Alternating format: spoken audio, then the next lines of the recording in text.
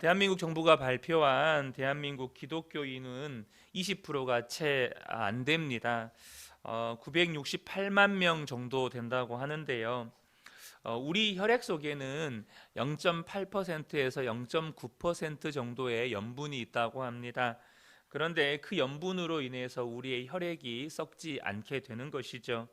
그렇다면 기독교 인구가 대략 한 19.6% 7% 정도 된다고 하는 이 대한민국은 부패해서는 안 됩니다. 왜냐하면 그리스도인은 세상의 빛과 소금이라고 말씀하셨기 때문이죠.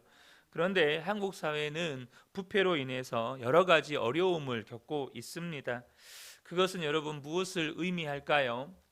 어, 우리의 혈액 속에 0.8%, 0.9%의 염분으로 인해서 혈액이 썩지 않는다고 한다는 그 기준에 빗대어서 본다면 19.7%에 해당하는 사람들이 예수를 믿는다고 말하지만 진짜로 예수를 믿는 사람은 어쩌면 0.8%, 0.9%가 되지 않을 수도 있다는 말이 됩니다.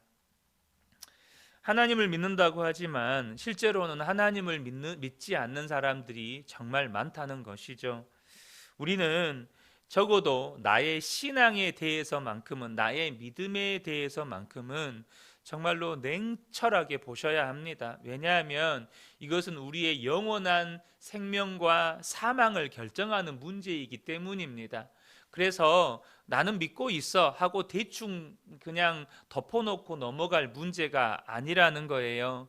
우리가 당장 우리의 삶을 살아가면서 자녀들 공부시키는 문제라든지 혹은 뭐 직장에 가는 문제라든지 얼마나 철두철미하게 준비해서 아이들 이렇게 학교를 보내고 또 직장 취업을 하고 그렇습니까? 그런데 우리의 신앙에 있어서만큼 우리가 그만큼 철두철미하는지는 여러분 한번 돌아보셔야 합니다. 여러분 우리가 직장을 가는 문제나 자녀들이 대학에 들어가는 문제보다 더 중요한 것이 우리의 영원한 생명과 죽음을 결정하는 문제 아니겠습니까? 그래서 정말로 내가 예수를 믿는다고 하는데 진짜 예수님을 믿는지 이 부분에 대해서 정말로 우리가 스스로를 냉철하게 돌아보셔야 한다는 것이죠.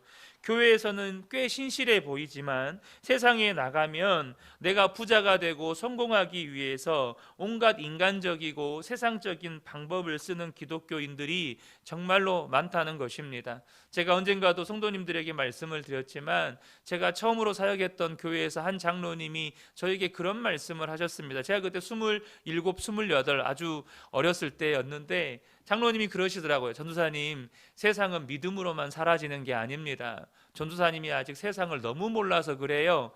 이런 말씀을 저한테 조언하신다면서 해 주시더라고요. 여러분, 오늘 이 시편 104편은 천지를 지으신 하나님에 대한 찬양 시입니다.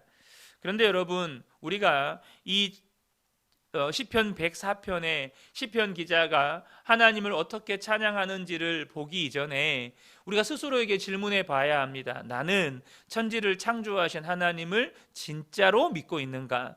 이 질문부터 해 봐야 한다는 것이죠. 오늘 본문의 시편 기자가 하나님이 온 세상을 창조하셨다고 노래하고 있습니다. 우리는 유명한 작가의 작품을 보면 그 작품에 그 작가만의 흔적을 발견하게 됩니다. 단순히 도장이나 사인이 이 작가의 작품이다라는 것을 나타내는 것이 아니라 그 작가의 작품 철학이라든지 혹은 화풍이라든지 기법이라든지 그러한 것들이 그 작품에 실리게 됩니다. 마찬가지입니다. 하나님이 천지를 창조하셨기에 천지 만물에는 하나님이 천지를 창조하셨다는 흔적이 있습니다. 벌레 한 마리를 잡아서 현미경으로 들여다보면 인간이 따라할 수 없는 섬세함과 아름다움이 있습니다.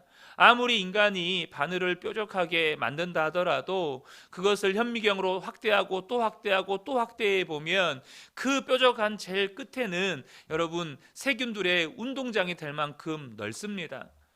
그런데 하나님이 창조하신 이 피조 세계의 그런 피조물들, 곤충 한 마리도 여러분 잡아서 확대해 보면 그렇게 섬세하고 아름다울 수가 없는 것이죠.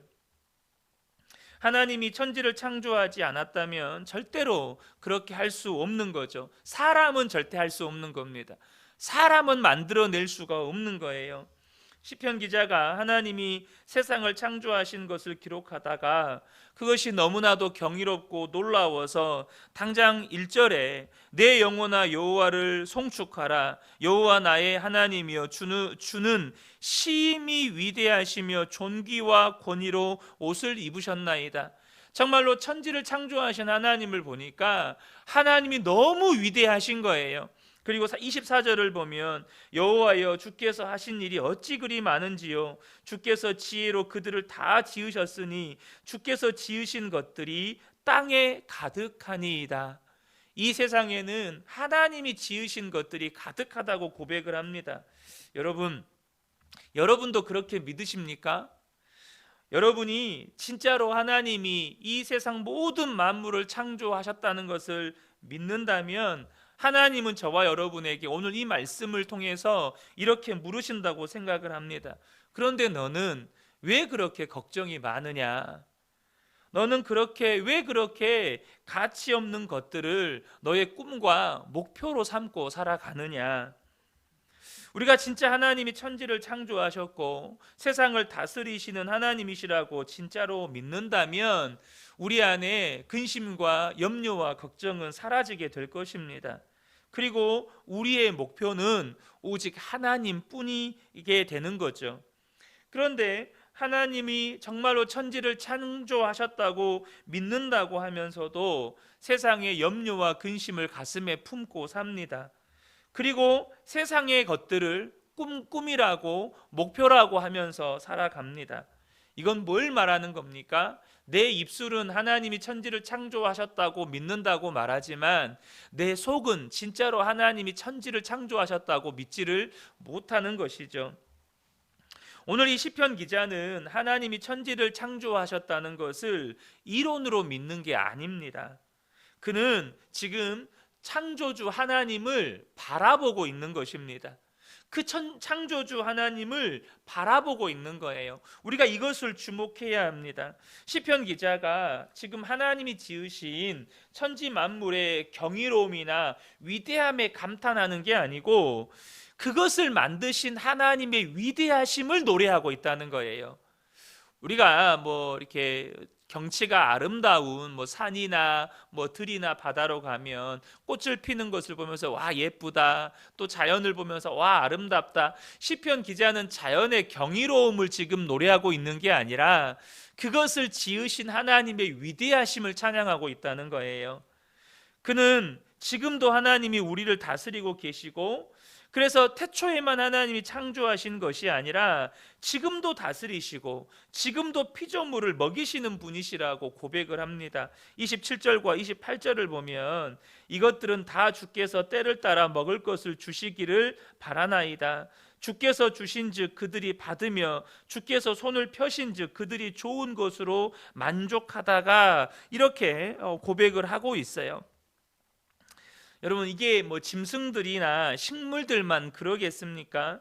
우리도 똑같습니다. 하나님은 우리도 창조하셨습니다. 그래서 하나님은 우리도 먹이십니다. 또한 그뿐만 아니라 우리의 살고 죽는 것까지 다 주관하십니다. 30절을 보면 주의 영을 보내어 그들을 창조하사 지면을 새롭게 하시나이다. 주님의 영을 보내셔서 우리를 새롭게 창조하기도 하시고 지면을 새롭게 하시기도 하신다고 말씀하십니다. 그러니까 우리가 먹고 입고 사는 것, 죽고 사는 것까지 하나님께서 다 주관하시는 것입니다. 그래서 시편 기자가 그 영광을 바라보면서 하나님을 찬양하는 거예요. 31절을 보면 여호와의 영광이 영원히 계속할지며 여호와는 자신께서 행하시는 일들로 말미암아 즐거워하시리로다. 여러분 이 본문을 보면서 어떤 생각이 드세요? 제가 오늘 말씀 서두에 이런 말씀을 드렸잖아요. 우리가 자신의 신앙에 대해서만큼은, 자신의 믿음에 대해서만큼은 정말로 어떻게 보면 냉정하다 싶을 만큼 우리의 믿음에 대해서만큼은 늘 점검하셔야 합니다. 절대 이것을 그냥 대충 믿으니까 됐지, 믿으니까 다 되는 거지, 좋은 거지. 여러분, 한국 교회가 우리의 믿음에 대해서 입술의 고백, 그러니까 예수님을 나의 주님, 나의 하나님으로 믿습니다. 그러니까 복음 전하고 예수님을 영접하게 하고 그러면 구원 받는다, 여기에만 너무 강조를 하다 보니 정말로 그 믿음이 진짜인지 아닌지에 대해서 점검하고 진단하는 부분에 대해서는 너무 소홀히 한 부분이 있습니다. 그래서 사람들이 다 입술로는 믿는데요, 입술로는 믿는다고 말하는데 정작 그들의 삶을 보면 진짜 믿는 것인가? 라는 의문점이 드는 모습들이 너무나도 많아요. 당장 세상에서 안 믿는 사람과 믿는 사람의 삶이 별로 구분이 안 돼요. 그리스도인의 맛을 못 느끼겠어요. 그리스도인들의 색깔을 보지를 못하겠어요.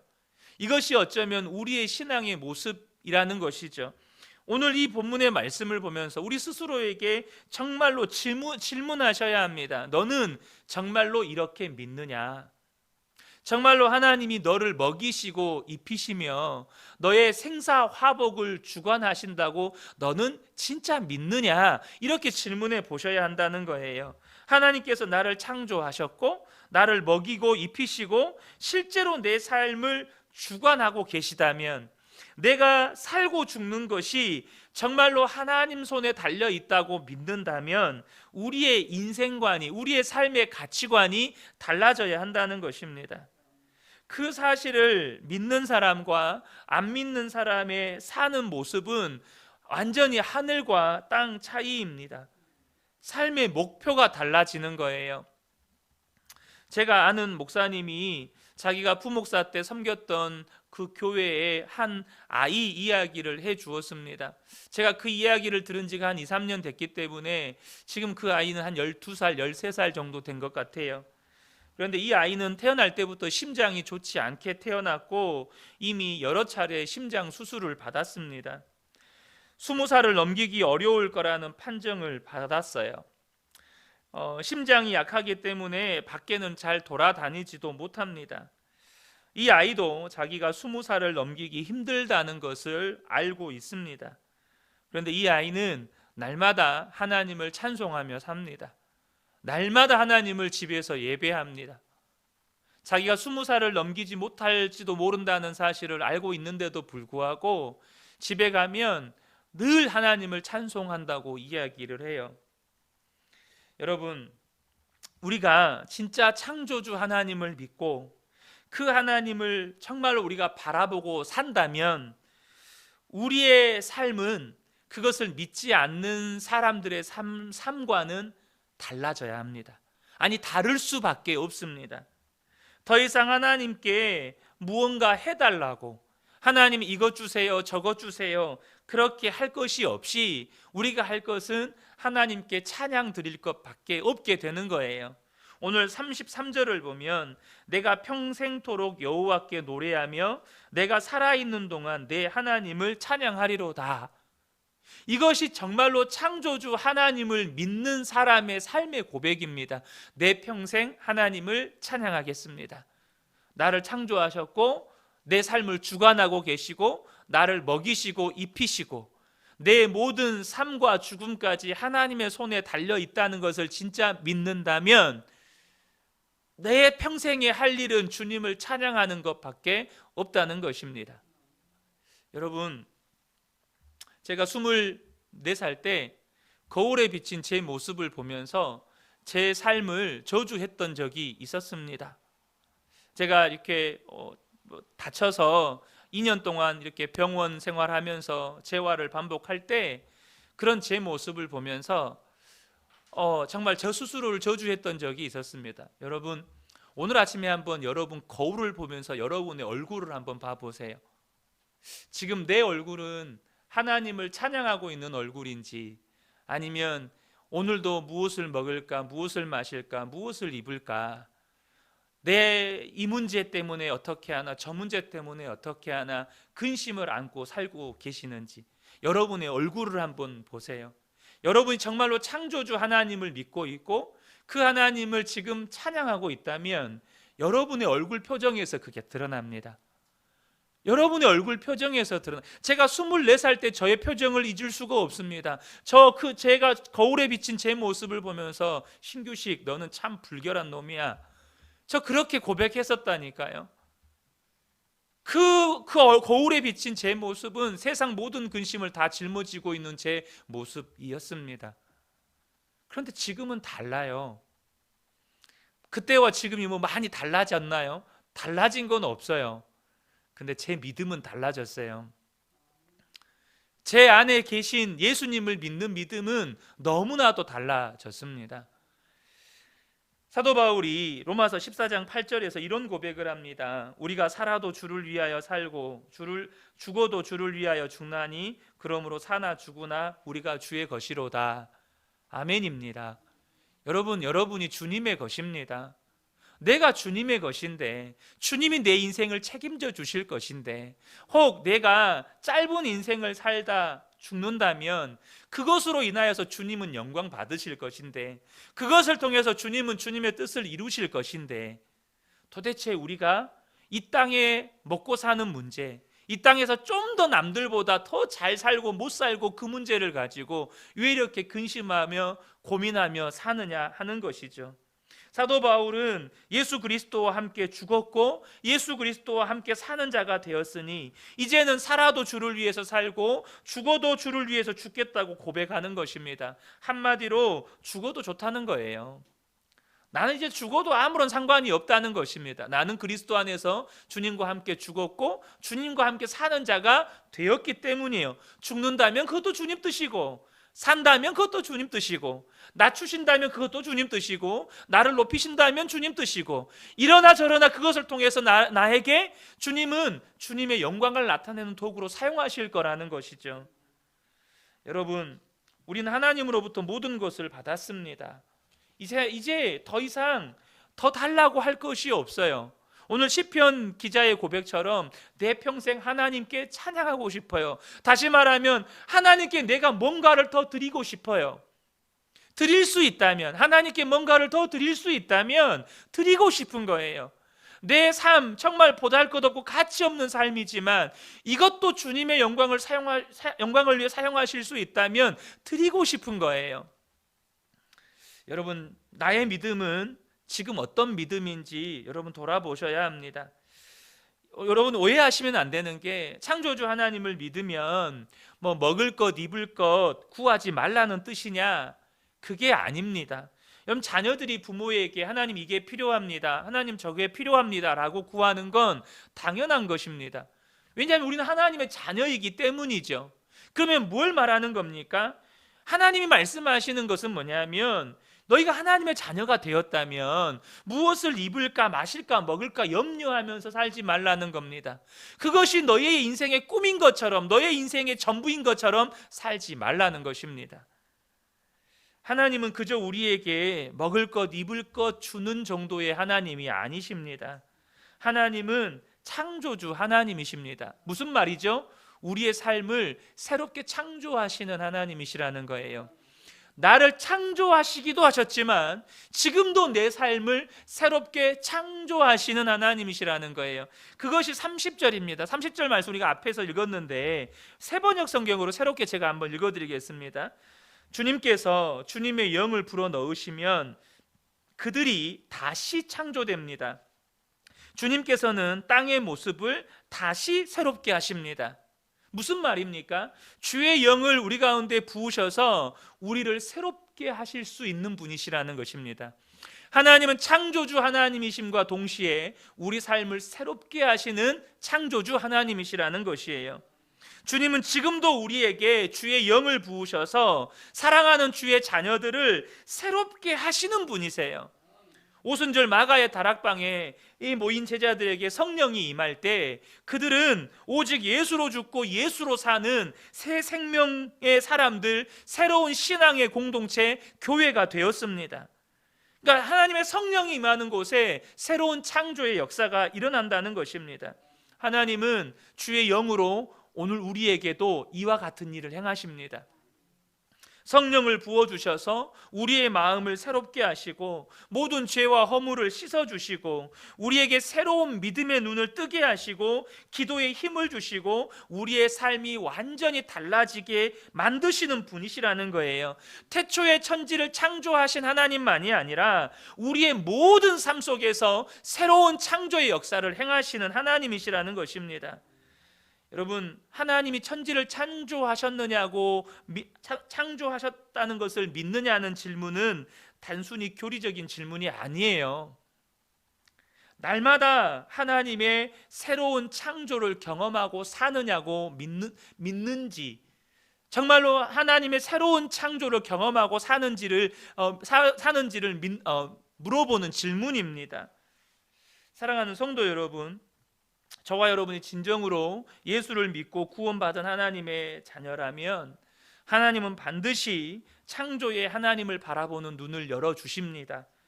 새 생명의 창조의 삶을 살게 하십니다. 이것은 믿어야 하는 게 아니고 믿어지는 것입니다. 믿음은 선물이기 때문이에요. 믿어지는 거예요. 그래서 어떻게 해야 됩니까? 선물은 달라고 구해야 되는 것입니다. 내가 믿으려고 노력하는 게 아니라 주님, 나에게도 그 믿음 주세요. 내게 이 믿음이 없으니 나에게 그 믿음 주세요 라고 구하는 것입니다. 사랑하는 성도 여러분, 중요한 것은 그것이 나에게 주어진 약속임을 아는 것입니다. 그것이 당연히 나에게 주어져야 되는 거예요. 그것을 알아야 구할 것 아니겠습니까? 내게 있어야 할 것인 줄 모르면 구할 줄도 모릅니다. 그런데 여러분, 저와 여러분에게 창조주 하나님을 믿는 믿음은 여러분 약속이에요. 반드시 우리에게 주어져야 하는 것입니다. 그런데 없어요. 그럼 구하셔야 합니다. 하나님, 나에게도 약속하셨으니 나에게도 주세요. 기도가 모든 역사의 시작입니다. 기도하셔야, 구하셔야 하나님이 일하시는 것입니다. 사랑하는 성도 여러분, 저는 오늘 우리 그은혜교회 모든 성도님들에게 오늘 이 시편 104편 기자와 같이 새로운 창조의 능력으로 우리 모든 성도님들에게 역사해 주시기를 예수님의 이름으로 축복합니다. 아멘.